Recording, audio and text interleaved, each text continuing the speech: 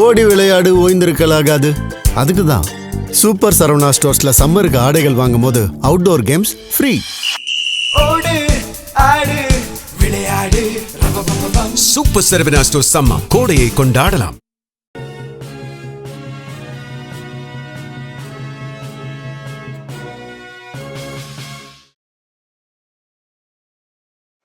வணக்கம். ஜெம் செய்திகளுக்காக நான் அரசு. இந்திய நேரப்படி காலை 8:30 மணி செய்திகள். முதலில் ஜெம் தலைப்புச் செய்திகளை காணலாம். பாஜகவுக்கு எப்போதுமே தமிழ்நாடு மீது வெறுப்புதான், முதலமைச்சர் மு.க. ஸ்டாலின் குற்றச்சாட்டு. கடிதத்தில் இல்லாத எதையும் தான் பேசவில்லை, மத்திய அமைச்சர் நிர்மலா சீதாராமனுக்கு முதலமைச்சர் மு.க. ஸ்டாலின் பதில். தமிழகத்தில் திமுக ஆட்சியில் போதையால் இளைய தலைமுறை சீரழிகிறது, அதிமுக பொதுச் செயலாளர் எடப்பாடி பழனிசாமி குற்றச்சாட்டு. சேலம் அருகே நடைபெற்ற பொதுக்கூட்டத்தில் பாமக நிறுவனர் ராமதாஸ் மயங்கி விழுந்ததால் பரபரப்பு. கட்சி நிர்வாகிகள் அவரை தாங்கி பிடித்து தனியார் மருத்துவமனையில் அனுமதி. வயது மூப்பு காரணமாக திடீரென உடல்நலக் குறைவு ஏற்பட்டதால் மயக்கம் என மருத்துவர்கள் அறிவிப்பு. அமெரிக்க படைகள் மீது ஈரான் துப்பாக்கிச் சூடு நடத்தினால் அவர்கள் நரகத்திற்கு அனுப்பப்படுவார்கள், அமெரிக்க அதிபர் ட்ரம்ப் எச்சரிக்கை. மும்பையில் நடைபெற்ற ஐபிஎல் 20 ஓவர் கிரிக்கெட் போட்டி. மும்பை இந்தியன்ஸ் அணியை வீழ்த்தி ராயல்ஸ் சேலஞ்சர்ஸ் பெங்களூரு அணி அபார வெற்றி. இனி விரிவான செய்திகளை காணலாம். தமிழ் பண்பாடு என்ற ஒன்றே இல்லை என வாதாடும் RSS ஒற்றைத்துவ கொள்கை குழந்தையான பாஜகவுக்கு எப்பொழுதுமே தமிழ்நாடு மீது வெறுப்புதான் என்று முதலமைச்சர் மு.க. ஸ்டாலின் தெரிவித்துள்ளார். தூத்துக்குடி மாவட்டத்தில் திமுக மற்றும் கூட்டணி வேட்பாளர்களை ஆதரித்து முதலமைச்சர் மு.க. ஸ்டாலின் பிரச்சாரம் மேற்கொண்டார். இது குறித்து அவர் தனது எக்ஸ் தளப்பதிவில் காலில் விழு, காலை பாரு, அடுத்த காலை தேடு என எடப்பாடி பழனிசாமியின் ஒட்டுமொத்த வாழ்க்கையும் இந்த மூன்றில் அடங்கிவிடும் என்று விமர்சித்தார். தமிழ் பண்பாடு என்ற ஒன்றே இல்லை என வாதாடும் RSS ஒற்றைத்துவ கொள்கை குழந்தையான பாஜகவுக்கு எப்போதுமே தமிழ்நாடு மீது வெறுப்புதான் என்று தெரிவித்தார். தொடர்ந்து திமுக டெல்லியின் தடைகளை உடைத்தெறிந்து அனைத்திலும் இந்தியாவின் தலை சிறந்த மாநிலம் என்ற பெருமையை பெற்று தந்துள்ளது என்று கூறினார்.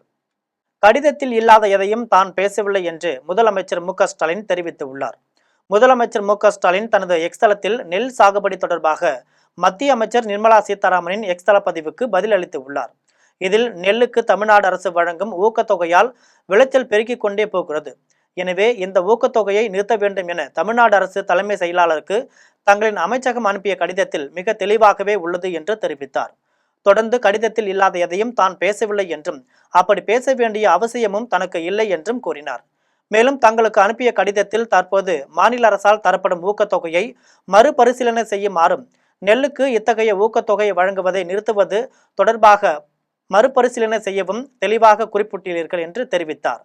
உங்களுடைய இந்த பதிவில் குறைந்தபட்ச ஆதார விலையை தாண்டி ஊக்கத்தொகையை வழங்குவது மாநில அரசின் முடிவு எனவும் அதனை யாரும் பறிக்கவில்லை என்று கூறியிருக்கிறீர்கள். எனவே உங்களது கூற்று உண்மையானது என்றால் அந்த கடிதத்தை பொதுவில் வெளியிட தாங்கள் தயாரா என்று வினவினார்.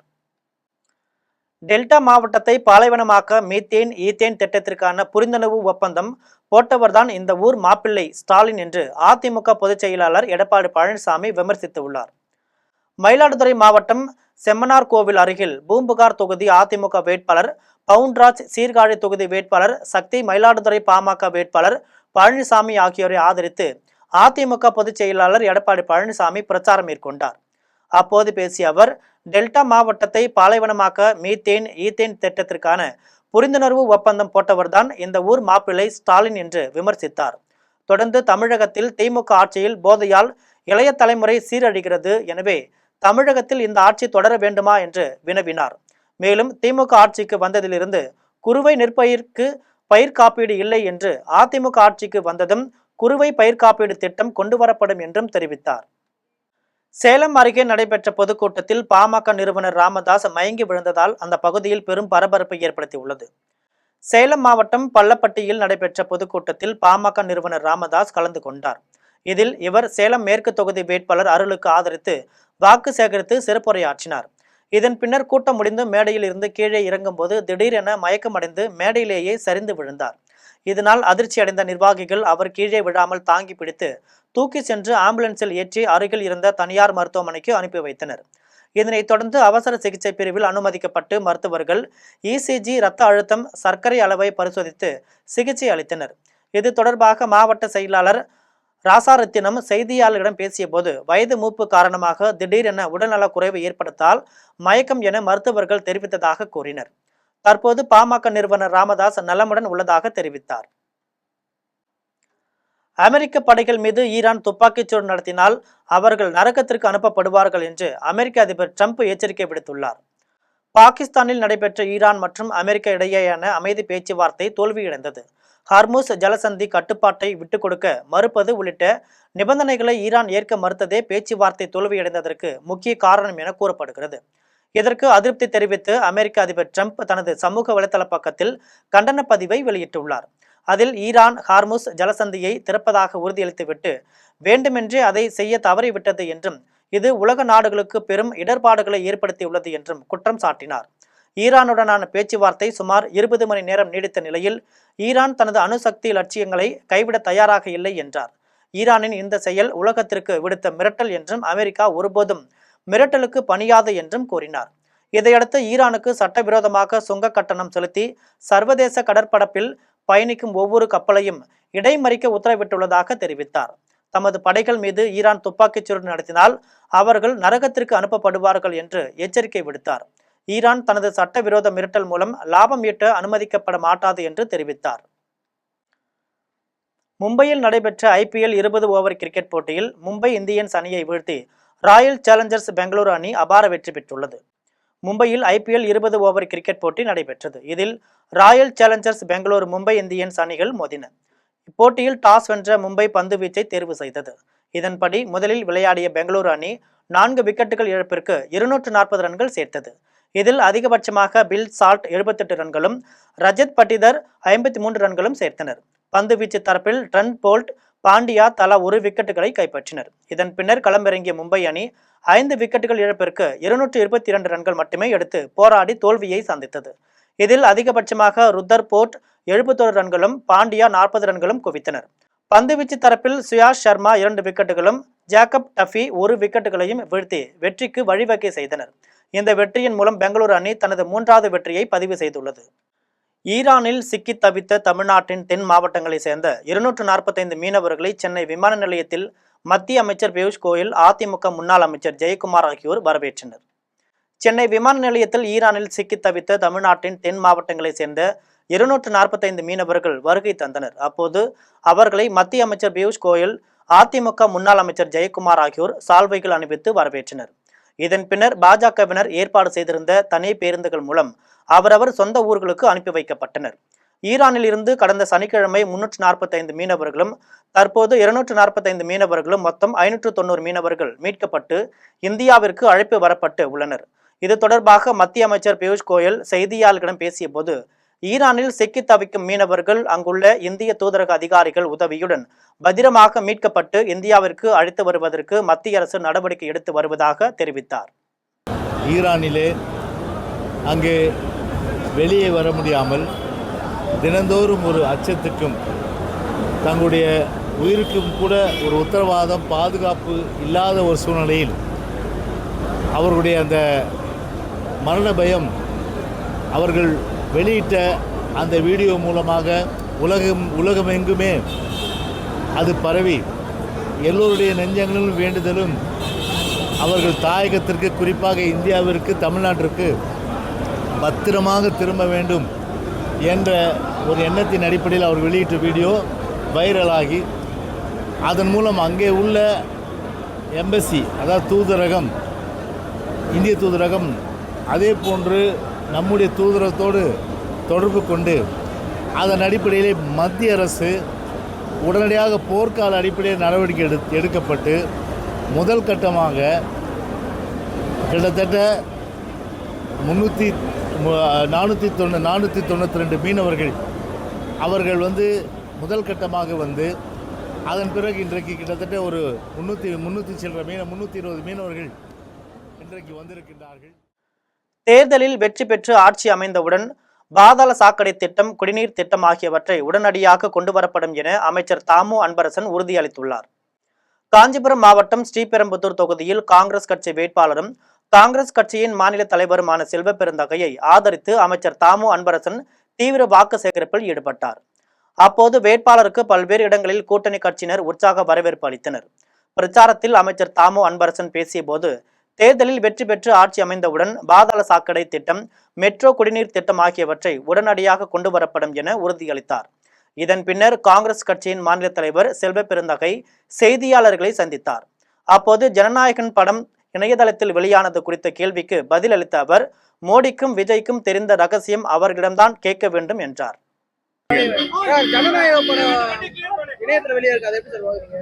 அது மோடிக்கும் விஜய்க்கும் உள்ள ரகசியம் அவங்க 2 பேருக்கும் தான் தெரியும். அவங்கள கேளுங்க. தமிழ்நாட்டை காப்பாற்ற வேண்டுமானால் அண்ணன் ஸ்டாலின் ஆட்சி அமைய வேண்டும் என்று விசிக தலைவர் தொல் திருமாவளவன் தெரிவித்துள்ளார். விழுப்புரம் மாவட்டம் மயிலம் தொகுதியில் திமுக கூட்டணியில் தேமுதிக சார்பில் போட்டியிடும் வெங்கடேசனை ஆதரித்து விடுதலை சிறுத்தைகள் கட்சி தலைவர் திருமாவளவன் வெள்ளிமேடுபேட்டையில் பரப்புரை மேற்கொண்டார். அப்போது பேசிய அவர், அதிமுக ஆட்சி அமைந்தால் எடப்பாடி பழனிசாமி 2 மாதம் கூட முதலமைச்சராக இருக்க முடியாது. பிஜேபி காரர்கள் ஆட்டத்தை கலைத்து புது ஆட்டம் ஆடுவார்கள் என்றார். இதைத் தொடர்ந்து விஜய் வீதி வீதியாக விசில் அடித்துக் கொண்டே வருகிறார். விசில் அடிக்கிறவர்கள் எல்லாம் தியேட்டருக்குத்தான் போகணும், சட்டசபையில் விசில் அடிக்க முடியாது என்று கூறினார். மேலும் அங்கே போடுகிற ஓட்டு 1 ஓட்டாக இருந்தாலும் அது வீணாகிவிடும், இங்கே போடுகிற ஓட்டு 1 ஓட்டாக இருந்தாலும் அது மோடிக்கு போய்விடும். ஒட்டுமொத்தத்தில் தமிழ்நாட்டை காப்பாற்ற வேண்டுமானால் அண்ணன் ஸ்டாலின் ஆட்சி அமைய நமது வேட்பாளர் வெங்கடேசனுக்கு முரசு சின்னத்தில் வாக்களிக்க வெற்றி பெற செய்ய வேண்டும் என்று தெரிவித்தார். நீங்கள் வீணாக்கி விடாதீர்கள், விரயமாக்கி விடாதீர்கள். நீங்கள் நினைத்துக் கொண்டிருக்கிறீர்கள் இரட்டை இலை அதிமுக சின்னம் என்று. உண்மை அதுவல்ல. இரட்டை இலை பிஜேபியின் சின்னம் மாறி போயிடுச்சு. இரட்டை இலையில போடுற ஒவ்வொரு ஓட்டும் பிஜேபிக்கு போறதா அர்த்தம். இரட்டை இலையில யாராவது வெற்றி பெற்றால் அது பிஜேபிக்காரன் வெற்றி பெற்றதாக பொருள். அப்படி ஒரு நிலை தமிழ்நாட்டில் வந்துவிடக் கூடாது. அதை தடுக்க வேண்டுமானால் அண்ணன் தளபதி மு.க. ஸ்டாலின் அவர்களின் ஆட்சி தொடர வேண்டும். அவருடைய ஆட்சி தொடர வேண்டுமானால் தேமுதிக போட்டியிடுகிற 10 இடங்களிலும் தேமுதிக வெற்றி பெற வேண்டும். விடுதலை சிறுத்தைகள் போட்டியிடக்கூடிய 8 தொகுதிகளிலும் வெற்றி பெற வேண்டும். நம்ம கூட்டணி கட்சிகள் எல்லாம் வெற்றி பெற வேண்டும். 200 இடங்களுக்கு மேல் வெற்றி பெறுவோம் என்று அண்ணன் மு.க. ஸ்டாலின் அவர்கள் போகும் இடமெல்லாம் சொல்லி வருவது சும்மா இல்லை. இன்னைக்கு நாடு முழுவதும் திமுக ஆதரவு அலைதான் வீசுகிறது. தீய சக்தியான திமுகவை தமிழ்நாட்டில் இருந்து விரட்ட வேண்டும் என்பதுதான் மக்களுடைய ஆசை என்று தாவேக ஒருங்கிணைப்பாளர் செங்கோட்டையன் தெரிவித்துள்ளார். கோவை கவுண்டம்பாளையம் தொகுதி தமிழக வெற்றி கழகம் வேட்பாளர் கனிமொழி அலுவலகத்தில் கட்சியின் ஒருங்கிணைப்பாளர் செங்கோட்டையன் நிர்வாகிகளுடன் ஆலோசனை கூட்டம் நடத்தினார். அப்போது பேசிய அவர், தீய சக்தியான திமுகவை தமிழ்நாட்டில் இருந்து விரட்ட வேண்டும் என்பதுதான் மக்களுடைய ஆசை. இதை நிறைவேற்ற தமிழக வெற்றி கழகம் வேட்பாளர்களை தவிர யாரும் இல்லை என்று தெரிவித்தார். இந்நிகழ்ச்சியில் கோவை புறநகர் வடக்கு மாவட்ட செயலாளர் ராஜ்குமார் உள்ளிட்ட கட்சி நிர்வாகிகள், தொண்டர்கள் திரளாக கலந்து கொண்டனர். திருப்பத்தூர் சட்டமன்ற தொகுதியில் தாமரை சின்னத்தில் போட்டியிடும் வேட்பாளரை ஆதரித்து பிரச்சாரம் செய்து தமிழக பாஜக முன்னாள் தலைவர் அண்ணாமலை மீதும் வேட்பாளர் மீதும் கூட்டத்தில் இருந்தவர்கள் மலர்களை தூவும் போது மலர்களுடன் வீசப்பட்ட செல்போன் அண்ணாமலையின் முகத்தில் பட்டு கீழே விழுந்ததால் பரபரப்பு நிலவியது. சிவகங்கை மாவட்டம் காரைக்குடியில் பிரச்சாரத்தை முடித்துவிட்டு திருப்பத்தூர் சட்டமன்ற தொகுதியில் தேசிய ஜனநாயக கூட்டணி சார்பில் தாமரை சின்னத்தில் போட்டியிடும் தென்னிந்திய ஃபார்வர்டு பிளாக் கட்சி தலைவர் திருமாறனை ஆதரித்து பாஜக முன்னாள் மாநில தலைவர் அண்ணாமலை தேர்தல் பிரச்சாரத்தில் ஈடுபட்டார். பேருந்து நிலையம் முன்பு வருகை தந்தபோது கட்சி நிர்வாகிகள் அண்ணாமலைக்கும் வேட்பாளர் திருமாறனுக்கும் மலர் மாலைகள் மற்றும் பூக்களை தூவி வரவேற்றனர். அப்போது திடீரென பூக்களுடன் ஒரு செல்போனும் கூட்டத்திலிருந்து பறந்து வந்து அண்ணாமலையின் முகத்தில் பட்டு பிரச்சார வாகனத்தின் முன் விழுந்தது. இதனால் சிறிது நேரம் பரபரப்பு ஏற்பட்டது. இருப்பினும் அண்ணாமலை சிரித்த முகத்துடன் கீழே விழுந்த செல்போனை எடுத்து அதை வீசிய நபரிடம் மீண்டும் ஒப்படைத்தார். இந்த சம்பவத்தால் அருகில் இருந்த வேட்பாளர் திருமாறன் ஒரு கணம் அதிர்ச்சி அடைந்தார். பின்னர் அண்ணாமலை அவரின் முதுகில் தட்டி கொடுத்து நம்பிக்கை அளித்ததுடன் செல்போனை வீசிய நபருக்கு தம்ஸ் அப் காட்டினார். இந்த சம்பவத்தால் பிரச்சாரத்தில் சிறிது நேரம் பரபரப்பை ஏற்படுத்தியது. ஆம்பூர் சட்டமன்ற தொகுதியில் போட்டியிடும் திமுக வேட்பாளர் ஏசி வில்வநாதன் ஊராட்சி பகுதிகளில் உதயசூரியன் சின்னத்திற்கு வாக்குகளை சேகரித்தார். திருப்பத்தூர் மாவட்டம் ஆம்பூர் சட்டமன்ற தொகுதியில் போட்டியிடும் திமுக வேட்பாளர் ஏசி வில்வநாதன் ஆலங்காயம் மேற்கு ஒன்றிய திமுக செயலாளர் BS ஞானவேலன் தலைமையில் திமுக கூட்டணி கட்சி நிர்வாகிகளுடன் சென்று ஆம்பூர் தொகுதிக்கு உட்பட்ட வெலதிகாமணி, பென்டா, மதனாஞ்சேரி, பள்ளிப்பட்டு, இளைய நகரம், கொல்லக்குப்பம், சமந்திக்குப்பம், கரிசசமுத்திரம், புருஷோத்தக்குப்பம் உள்ளிட்ட ஊராட்சிகளில் திமுக அரசின் சாதனைகள் மற்றும் தேர்தல் வாக்குறுதிகளை எடுத்து கூறி உதயசூரியன் சின்னத்திற்கு வாக்குகள் சேகரித்தார். அப்போது கிராம பொதுமக்கள் வேட்பாளர் ஏசி வில்வநாதனுக்கு பட்டாசு வெடித்தும் மாலை அணிவித்தும் பெண்கள் ஆரத்தி எடுத்தும் சிறப்பான வரவேற்பு அளித்தனர். வாக்கு சேகரிக்கும் நிகழ்ச்சியில் விடுதலை சிறுத்தைகள் கட்சியின் மாவட்ட செயலாளர் ஓம் பிரகாசம் உட்பட திமுக நிர்வாகிகள், கூட்டணி கட்சி நிர்வாகிகள், தொண்டர்கள் கலந்து கொண்டு உதயசூரியன் சின்னத்திற்கு வாக்குகள் சேகரித்தனர். கோவையில் 10 தொகுதிகளில் போட்டியிடும் திமுக, காங்கிரஸ் கூட்டணி கட்சி வேட்பாளர்கள் வெற்றி பெறுவது உறுதி என்று காங்கிரஸ் கட்சியின் மாநில துணைத் தலைவர் MN கந்தசாமி தெரிவித்துள்ளார். கோவை மாவட்டத்திற்கு உட்பட்ட சிங்காநல்லூர் மற்றும் கவுண்டம்பாளையம் ஆகிய 2 சட்டமன்ற தொகுதிகளில் திமுக கூட்டணியில் உள்ள காங்கிரஸ் கட்சி வேட்பாளர்கள் போட்டியிடுகின்றனர். இந்நிலையில் கோவை மாவட்ட காங்கிரஸ் கட்சி அலுவலகத்தில் காங்கிரஸ் கட்சியின் தேர்தல் அறிக்கை தயாரிக்கப்பட்டது. இதனை காங்கிரஸ் கட்சியின் மாநில துணைத் தலைவரும் முன்னாள் சட்டமன்ற உறுப்பினருமான MN கந்தசாமி காங்கிரஸ் கட்சியின் தேர்தல் அறிக்கையை வெளியிட்டார். நிகழ்ச்சியை தொடர்ந்து முன்னாள் சட்டமன்ற உறுப்பினர் MN கந்தசாமி செய்தியாளர்களை சந்தித்து பேசினார். அப்போது 2026 தமிழக சட்டமன்ற தேர்தலுக்காக பெண்களுக்கு மாதம் ரூபாய் 2000 வழங்கப்படும் எனவும் 300 நாட்களில் 3 லட்சம் அரசு வேலை வாய்ப்புகள் அளிக்கப்படும் எனவும் ராபிஸ் இல்லாத தமிழ்நாடு உருவாக்கப்படும் என்ற முக்கிய வாக்குறுதிகளுடன் கோவையில் காங்கிரஸ் கட்சி மற்றும் திமுக கூட்டணியில் தேர்தல் அறிக்கையை வெளியிட்டுள்ளது என்றும் இந்த அறிக்கை பெண்களின் நலன், வேலை வாய்ப்பு மற்றும் உள்கட்டமைப்பு மேம்பாட்டை வலியுறுத்தும் வகையில் தமிழக காங்கிரஸ் கட்சி சார்பில் உருவாக்கப்பட்டுள்ளதாகவும் முன்னாள் சட்டமன்ற உறுப்பினர் MN கந்தசாமி தெரிவித்தார். அவர்கள் செயலினால் கூட அவர்கள் சார்ந்திருக்கின்ற அரசாங்கம், திராவிட முன்னேற்ற கழகத்தினுடைய அரசாங்கம் அமைய இருக்கின்ற காரணத்தினால அவர்களுடைய முயற்சியினால அங்கே இருக்கின்ற சட்டமன்ற உறுப்பினர், காங்கிரஸ் கட்சியைச் சேர்ந்த சட்டமன்ற உறுப்பினர்கள், ஆளுங்கட்சியைச் சேர்ந்த முதலமைச்சர் மற்றும் சம்பந்தப்பட்ட அமைச்சர்கள் எல்லாம் சந்தித்து இந்த திட்டங்களை எல்லாம் நிறைவேற்றி கொடுப்பார்கள். அதற்கு தான் உறுதியளித்திருக்கின்றார்கள். அதையே இன்றைய தினம் நாங்கள் வெளியிட்டு இருக்கின்றோம். இங்கே வந்தவங்களுக்கு எல்லாத்துக்கும் நன்றி. நன்றி சார். அதே போல போன வாரம் பண்ணியிருப்பாங்க சார். இந்த வாரம் அப்படியெல்லாம் ஒன்றும் இல்லை, எல்லாம் வேலை செஞ்சுட்டு இருக்காங்க. பாருங்க, மாவட்ட தலைவர் இங்கே இருக்காரு. வெற்றி வாய்ப்பு எங்களுக்கு தான் இருக்கு. 10 தொகுதி நாங்கள் தான் பிடிக்க போகிறோம். இதில் என்ன சந்தேகம்? ஆமாம் சார், அது இளைஞர்கள் கொடுக்காம இன்னும் 75 வயசாகி நானே நிற்கிட்டு இருக்காரு. அப்படியெல்லாம் ஒன்றும் கிடையாது. அதுவே தான் அந்தந்த சமயத்தில் இவர் கேட்டிருப்பாரு, அவர் கேட்டிருப்பாரு, கொஞ்சம் மன வருத்தம் இருக்குது. அதெல்லாம் நீங்கள் நிற்கிறது, கட்சி நிற்கிது, காங்கிரஸ் கட்சி நிற்கிது. அந்த யார் பையன் யார் பொண்ணு அதையெல்லாம் எங்களுக்கு கவலை கிடையாது. கைச்சின்னு நிற்கிது, நாங்கள் போய் வேலை செய்கிறோம். தோழமை கட்சியில் அவங்க சின்னத்தில் நிற்கிறாங்க, அவங்களுக்கு போய் நாங்கள் ஓட்டு கேட்குறோம். பண்ணிட்டு தான் இருக்காங்க. நேற்று இவருக்கு 7 மணி நேரம் பண்ணியிருக்காரு. அதுதான் இப்போ பேசிட்டு இருக்கோம். காலையில் 4 மணி நேரம், சாயங்காலம் 3 மணி நேரம் போய் அவங்க வேலை செஞ்சுட்டு வந்திருக்காங்க. இங்கே இருக்கிறவங்க அத்தனை பேர் போயிருக்காங்க. ராசிபுரம் தொகுதியில் போட்டியிடும் பாரதிய ஜனதா கட்சியின் வேட்பாளர் டாக்டர் பிரேம்குமார் தொகுதிக்கு உட்பட்ட பல்வேறு பகுதிகளில் பொதுமக்களை சந்தித்து தாமரை சின்னத்திற்கு வாக்குகளை சேகரித்தார்.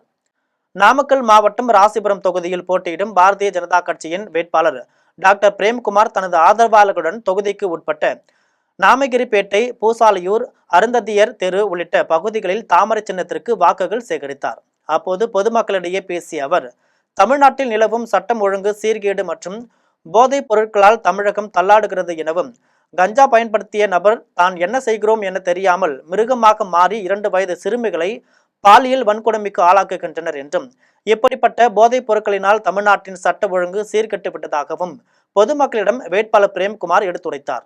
மேலும் உழைப்பாளிகள், விவசாயிகள், பாட்டாளி பெருங்குடி மக்கள் அனைவருக்கும் 100 நாள் வேலைவாய்ப்பு திட்டத்தை 150 நாட்களாக மாற்றி 15 நாட்களுக்கு ஒருமுறை பணம் வந்து சேரும்படி நடவடிக்கை எடுக்கும்படி என்றும், எனவே ராசிபுரம் தொகுதியில் போட்டியிடும் தனக்கு தாமரை சின்னத்தில் வாக்களித்து வெற்றி பெற செய்ய வேண்டும் என பொதுமக்களை வேட்பாளர் டாக்டர் பிரேம்குமார் கேட்டுக்கொண்டார். செங்கம் தொகுதியில் போட்டியிடும் அதிமுக வேட்பாளர் TS வேலு தொகுதிக்கு உட்பட்ட பல்வேறு பகுதிகளில் சென்று அதிமுகவின் சாதனைகளையும் தேர்தல் அறிக்கையையும் மக்களிடம் எடுத்து கூறி இரட்டை இலை சின்னத்திற்கு வாக்குகள் சேகரித்தார். திருவண்ணாமலை மாவட்டம் செங்கம் தொகுதியில் போட்டியிடும் அதிமுக வேட்பாளர் TS வேலு தனது ஆதரவாளர்களுடனும் கூட்டணி கட்சி நிர்வாகிகளுடனும் தொண்டர்களுடனும் சென்று செங்கம் அடுத்த தீத்தாண்டப்பட்டு, வளையாம்பட்டு, பெரியகாயம்பட்டு, மேல் செங்கம் உள்ளிட்ட பகுதிகளில் பொதுமக்களை சந்தித்து இரட்டை இலை சின்னத்திற்கு வாக்குகள் சேகரித்தார்.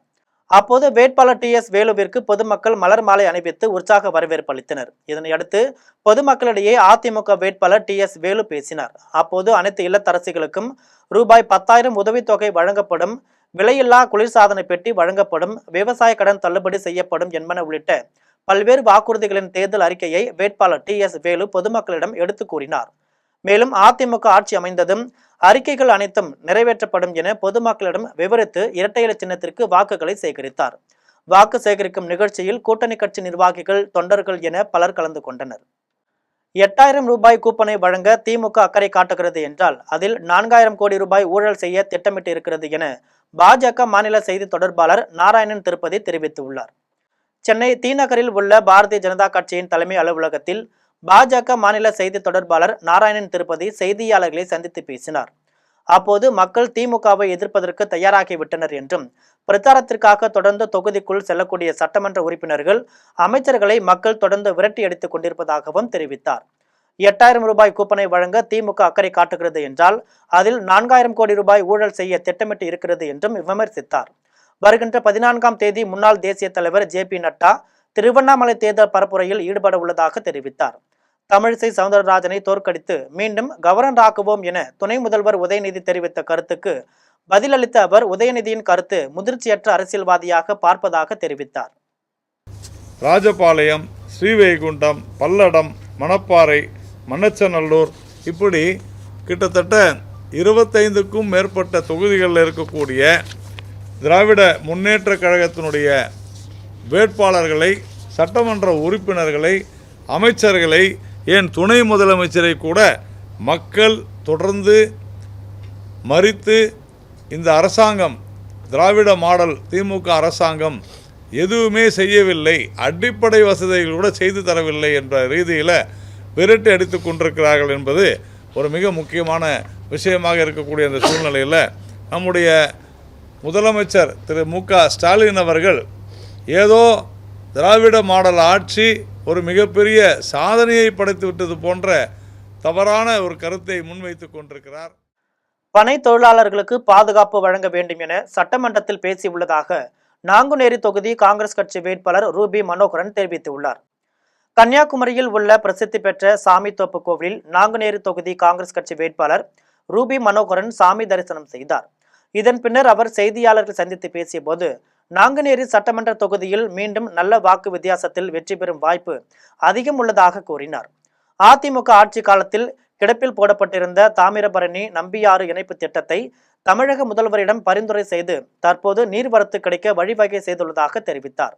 பனை தொழிலாளர்களுக்கு பாதுகாப்பு வழங்க வேண்டும் என சட்டமன்றத்தில் பேசியுள்ளதாகவும், பிற மாநிலங்கள் போல தமிழகத்திலும் பணங்கள் இறக்க அனுமதி வழங்க வேண்டும் என தமிழக அரசுக்கு சட்டமன்றத்தில் கோரிக்கை வைத்துள்ளதாகவும் தெரிவித்தார். விசில் அடித்தவுடன் நேரடியாக முதல்வர் நாற்காலியில் அமர முடியாது என்றும், தற்போதைய தலைமுறை இளைஞர்கள் சிந்தித்து வாக்களிப்பார்கள் என்றும் கூறினார். ஆண்டுகளாக தமிழகத்தில் ஒரு நல்லாட்சி நடக்கிறது. தமிழக முதல்வர் மு.க. ஸ்டாலின் அவர்கள் நல்ல பல திட்டங்களை கொடுத்திருக்கிறார். குறிப்பாக ஏழை எளிய மக்களுக்கு, ஏழை பெண்களுக்கான பல திட்டங்களை கொடுத்திருக்கிறார். நிச்சயமாக தமிழகத்தில் மீண்டும் தமிழக முதல்வர் மு.க. ஸ்டாலின் முதல்வராக தொடர்வது உறுதி. நாங்குநேரி தொகுதியிலும் நல்ல வரவேற்பு எனக்கு மக்கள் கொடுத்திருக்கிறார்கள். நிச்சயமாக நல்ல வாக்கு வித்தியாசத்தில் வெற்றி பெறுவேன். அதிமுக தலைமையிலான ஆட்சி அமைந்தால் மதுபான கடையை படிப்படியாக எடுக்க வழிவகை செய்யப்படும் என்று அதிமுக வேட்பாளர் சுப்பிரமணியன் தெரிவித்துள்ளார். திருவண்ணாமலை மாவட்டம் செய்யாறு தொகுதி அதிமுக வேட்பாளர் சுப்பிரமணியன் வெண்பாக்கம் கிழக்கு ஒன்றியத்திற்கு உட்பட்ட மாமண்டூர், புன்னை, சோதியம்பாக்கம் உள்ளிட்ட கிராமங்களில் வாக்கு சேகரிப்பில் ஈடுபட்டார். அவருக்கு அப்பகுதி மக்கள் மாலை அணிவித்தும் சால்வை அணிவித்தும் வரவேற்பு அளித்தனர். அதனைத் தொடர்ந்து கூட்டத்தில் பேசிய அவர் அதிமுக தேர்தல் அறிக்கையில் வெளியிட்ட இலவசங்களை பட்டியலிட்டு கூறினார். அவரிடம் அந்த கூட்டத்தில் இருந்த பெண்மணி மதுக்கடையை அகற்றி விடுங்கள் என்று கண்ணீர் மல்க கோரிக்கை வைத்தார். அதற்கு பதிலளித்தவர், அதிமுக தலைமையிலான ஆட்சி அமைந்தால் மதுபான கடையை படிப்படியாக எடுக்க வழிவகை செய்யப்படும் என்று உறுதியளித்தார். பிறகு அங்கிருந்த மகளிருடன் செல்ஃபி எடுத்துக்கொண்டு தன்னுடைய போன் நம்பரை கொடுத்து, இப்பகுதிக்கு என்ன அடிப்படை வசதிகள் செய்ய வேண்டும் என்றாலும் என் நம்பரை தொடர்பு கொள்ளுங்கள், தான் செய்து கொடுப்பதாக தெரிவித்தார். விஜய் பற்றி எந்த ஒரு நெகட்டிவ் விமர்சனங்களையும் தாங்கள் தங்க நட்சத்திரம் 2026 திரைப்படத்தில் காண்பிக்கவில்லை என நடிகர் நட்டி சுப்பிரமணியன் தெரிவித்துள்ளார். கோவையில் தங்க நட்சத்திரம் 2026 படக்குழுவினர், இயக்குனர் உமாபதி ராமையா, நடிகர்கள் நட்டி சுப்பிரமணியம், தம்பி ராமையா ஆகியோர் பிராட்வே திரையரங்குக்கு சென்று பார்வையாளர்களிடம் கலந்துரையாடினர். இதன் பின்னர் நடிகர் நட்டி சுப்பிரமணியம் செய்தியாளர்களை சந்தித்து பேசிய போது, இந்த படத்தில் எந்த ஒரு தனி மனிதனையும் கட்சியையும் தாக்கி பேசவில்லை என்று தெரிவித்தார். விஜய் பற்றி எந்த ஒரு நெகட்டிவ் விமர்சனங்களையும் நாங்கள் காண்பிக்கவில்லை என்றார். அமைதிப்படை படத்திற்கும் இந்த படத்திற்கும் சமூக வலைதளங்களில் இணைந்து பேசுவது மிகவும் மகிழ்ச்சி அளிக்கிறது என்று கூறினார். தொடர்ந்து பேசிய நகைச்சுவை நடிகர் தம்பி ராமையா, இந்த படம் அரசியல் நையாண்டி படம் என்றும் இந்த தலைமுறைக்கு ஏற்றவாறு இப்படம் அமைந்துள்ளதாக தெரிவித்தார்.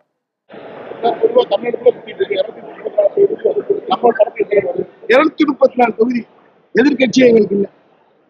எதிர்கட்சி ரொம்ப சாமானியன்.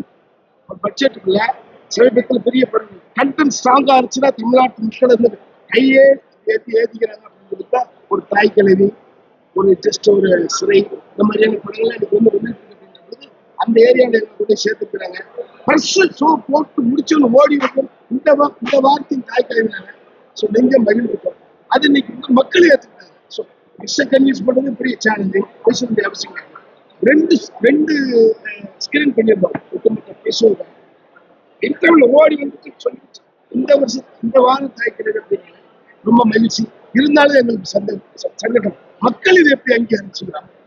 சூப்பர் மீடியான்றது இன்டெலெக்சுவல்ஸ், அறிவு சார்ந்தவங்க, அவங்களும் ஏற்றிக்கிட்டாங்க. இப்பதான் இந்த தொண்டையெல்லாம் உடஞ்சி நாசமா போட்டுக்கான காரணம் தான், வேற ஒன்றும் கிடையாது. இப்பதான் மகிழ்ச்சிங்கிறது இந்த தொண்டை சரியாகி மண்டையும் புரியல. அன்னைக்கு ஒரு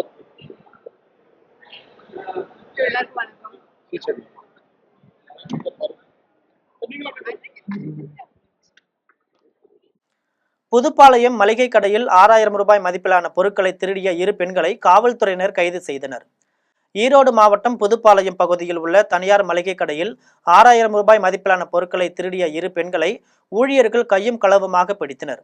விசாரணையில் அவர்கள் கணக்கம்பாளையம் பகுதியை சேர்ந்த சுசீலா மற்றும் கலையரசி என்பது தெரிய வந்தது. இதனைத் தொடர்ந்து கடை ஊழியர்கள் அவர்களை கோபிசெட்டிப்பாளையம் காவல் நிலையத்தில் ஒப்படைக்க காவல்துறையினர் வழக்கு பதிவு செய்து இருவரையும் நீதிமன்ற காவலுக்கு அனுப்பி வைத்தனர். புதுக்கோட்டையில் காவல்துறை மற்றும் துணை ராணுவ படையினர் பங்கேற்ற தேர்தல் விழிப்புணர்வு கொடி அணிவகுப்பு பேரணி நடைபெற்றது. தமிழ்நாடு சட்டமன்ற தேர்தலை முன்னிட்டு பொதுமக்கள் அச்சமின்றி வாக்களிப்பதை வலியுறுத்தி தேர்தல் ஆணையம் சார்பில் புதுக்கோட்டையில் காவல்துறை மற்றும் துணை ராணுவ படையினரின் கொடி அணிவகுப்பு பேரணி நடைபெற்றது. பழைய பேருந்து நிலையத்தில் இருந்து தொடங்கிய இப்பேரணி கீழ ராஜவீதி மற்றும் பிருந்தாவனம் வழியாக நகர்மன்ற வளாகத்தில் நிறைவடைந்தது. இதில் 50க்கும் மேற்பட்ட துப்பாக்கி ஏந்திய வீரர்கள் பங்கேற்று தேர்தல் பாதுகாப்பு மற்றும் விழிப்புணர்வு குறித்து பொதுமக்களிடையே நம்பிக்கையை ஏற்படுத்தினர். திருமுல்லைவாயிலில் உள்ள கற்பக விநாயகர் ஆலய கும்பாபிஷேகம் விழா மிக சிறப்பாக நடைபெற்றது. சென்னை ஆவடி அடுத்த திருமுல்லைவாயிலில் கற்பக விநாயகர் ஆலய கும்பாபிஷேகம் விழா மிக சிறப்பாக நடைபெற்றது.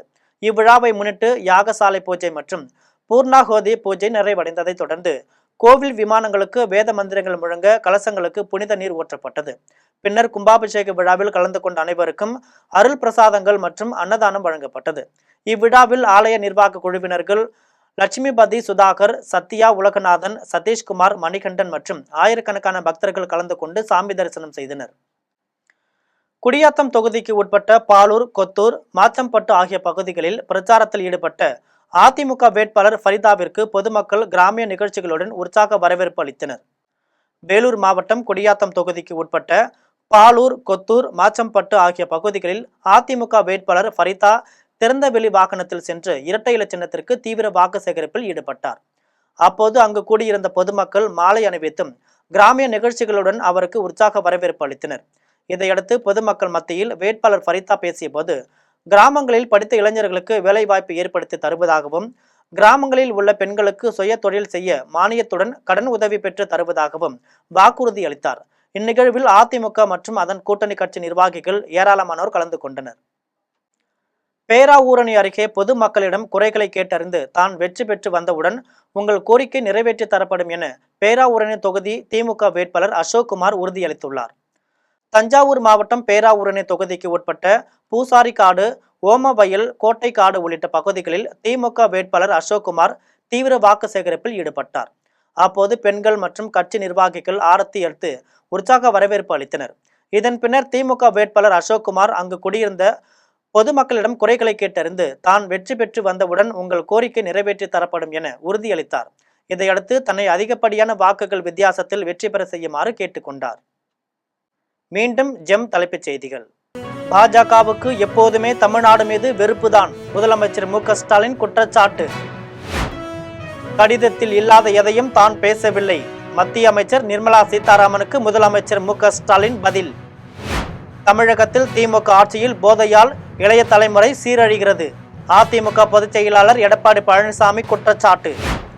சேலம் அருகே நடைபெற்ற பொதுக்கூட்டத்தில் பாமக நிறுவனர் ராமதாஸ் மயங்கி விழுந்ததால் பரபரப்பு. கட்சி நிர்வாகிகள் அவரை தாங்கி பிடித்து தனியார் மருத்துவமனையில் அனுமதி.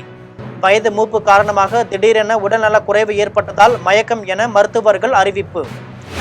அமெரிக்க படைகள் மீது ஈரான் துப்பாக்கிச் சூடு நடத்தினால் அவர்கள் நரகத்திற்கு அனுப்பப்படுவார்கள். அமெரிக்க அதிபர் ட்ரம்ப் எச்சரிக்கை. மும்பையில் நடைபெற்ற IPL 20 ஓவர் கிரிக்கெட் போட்டி. மும்பை இந்தியன்ஸ் அணியை வீழ்த்தி ராயல்ஸ் சேலஞ்சர்ஸ் பெங்களூரு அணி அபார வெற்றி. இத்துடன் ஜெம் செய்திகள் நிறைவடைகின்றன. மீண்டும் ஜெம் செய்திகள் மதியம் 1:30 மணிக்கு. உடனுக்குடன் செய்திகளை காண GemLive.tv என்ற இணையதளத்தில் இணைந்திருங்கள். நன்றி, வணக்கம்.